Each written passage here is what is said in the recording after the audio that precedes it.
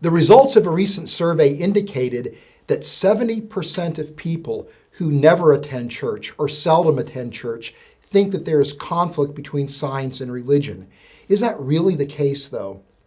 I'm joined today by Dr. Bernard Palmer, who is a retired senior surgeon from the United Kingdom and a Christian, to help answer that question. Dr. Palmer, in a previous episode, we talked about the compelling scientific evidence for the Christian faith, along with other evidences from history. Have there ever been scientific discoveries or scientific ideas that have caused you to doubt your faith? And if so, how did you resolve those doubts?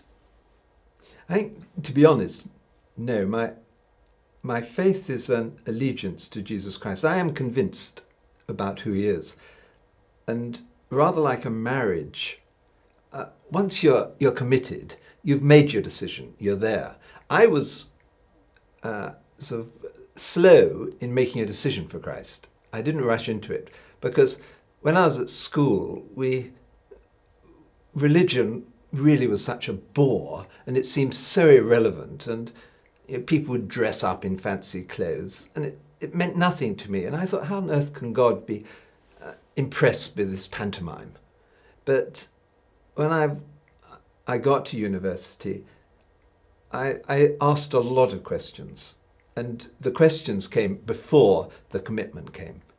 So a bit like in a good marriage, you're going to ask questions about your girlfriend or boyfriend beforehand. The questions then came, well, how do I reconcile the tensions that are there? I could see the value of the instincts that are in me, and I became a Christian because I needed a purpose in life.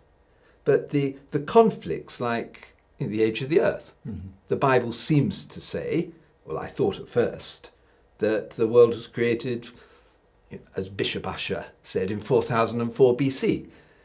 And in science, you realize that, well, they've got carbon dating of Neanderthal man in Israel that going back to 60 BC. Now, how do you reconcile all this, all the hominid fossils? Who was Adam? And it was subsequent that I've kept all my life trying to find answers to this, because there must be answers.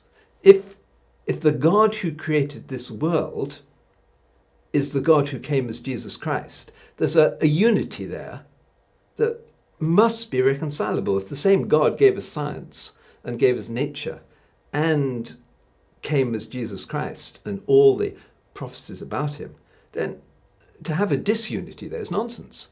There must be a unity.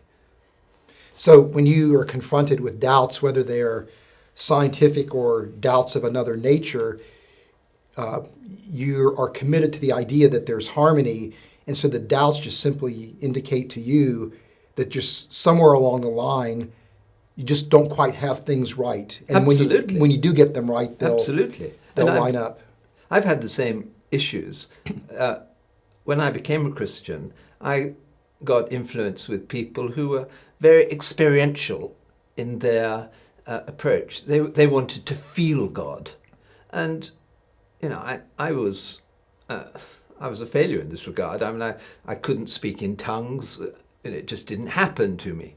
And when I started being honest, what they said were miracles were not actually miracles. There were some coincidences, marvelous, but I didn't actually see the laws of nature changing. I didn't see people who had amputated legs seeing them regrow.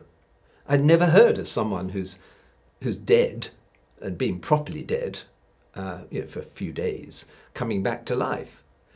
So these sort of tensions I had to work through. Was it that I was duped and that these things really were happening, but I'd just not seen them because I was lack of faith? Or was it because perhaps people have misunderstood what the Bible was teaching, and what God did in the time of Jesus and those apostles was somehow different to what's going on today? Because I'm determined to keep my integrity. I don't want to be conned by anyone who's religious or anything else. there is truth there, and the God I follow is a God of truth.